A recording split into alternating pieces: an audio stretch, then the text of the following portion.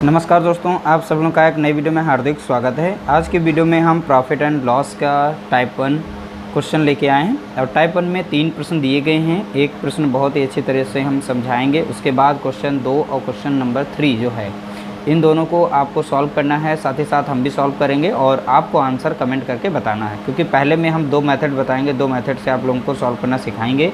बाकी आप अप्लाई करके जो अच्छा लगे वो मेथड जो है फॉलो करिएगा। देखिए, पहला प्रश्न दिया गया, एक वस्तु को 1700 रुपये में बेचने पर एक दुकानदार को 15% की हानि होती है, तो 20% का लाभ प्राप्त करने के लिए अब वस्तु को कितने रुपये में बेचना होगा। ठीक है, तो यहाँ पर जो भी हमारी वस्तु दी गई, पहले नंबर बेची गई है, उस पर उसे नुकसान हो रहा है 15% का, और वह अब 20% का लाभ लेना चाहता है। तो अब वो चाहता है कि कितने रुपये में बेचे, तो वो प्राइस बताना है जिस पर वो बेचे और उसको 20% का लाभ हो जाए। तो इसके लिए सिंपल सा फार्मूला है, जो भी हमारी यहाँ पर 15% की हानि हो रही है तो 100 से यहाँ पर उस हानि को हम माइनस कर देंगे। तो यहाँ लॉस प्रतिशत लिखेंगे और पहला हमारा एसपी दिया गया है, यानी सेलिंग प्राइस दिया गया है, ये एसपी हो जाएगा बराबर। यहाँ पर 20% का लाभ लिया जा रहा है, यानी 100 में यहाँ पर प्रॉफिट को जोड़ा जाएगा, प्रॉफिट परसेंट जो भी हमारा लाभ प्रतिशत होगा, और यहाँ पे रहेगा एसपी। ये है इसका छोटा सा फार्मूला।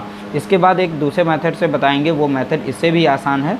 तो दोनों में से जो अच्छा लगे उससे आप सॉल्व करिएगा।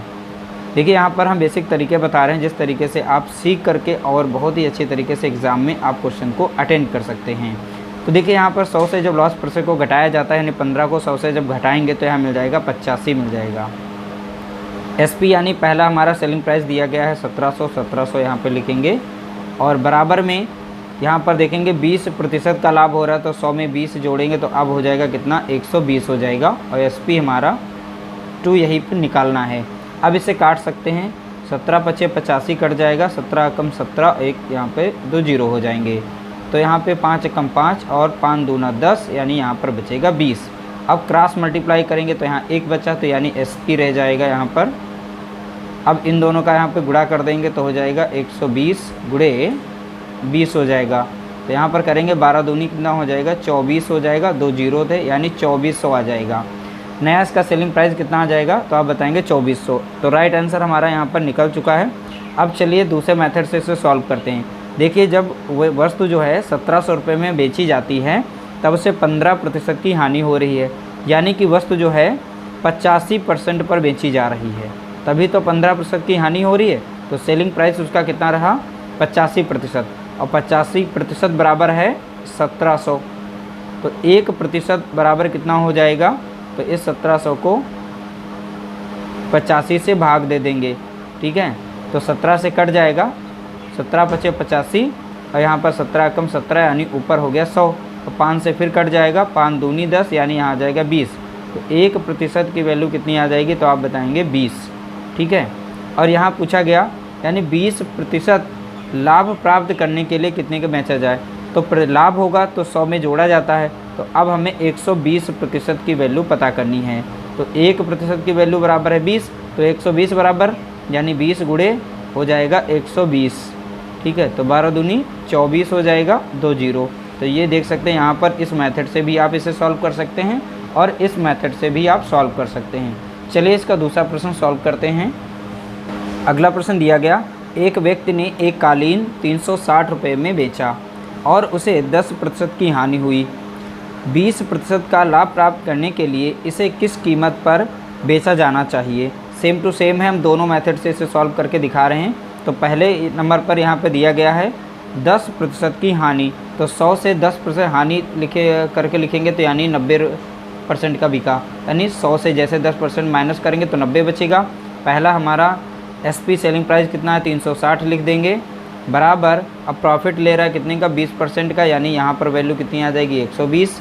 और सेलिंग प्राइस दूसरा निकालना है तो एसपी 2 यहाँ पर हो जाएगा। तो देखिए, एक बार अच्छे से तैयार करना, उसके बाद शॉर्टकट तरीके से आप रख के वैल्यू निकाल सकते हैं। तो 0 से 0 गया और 9 से कट जाएगा 4 बार, 4 36।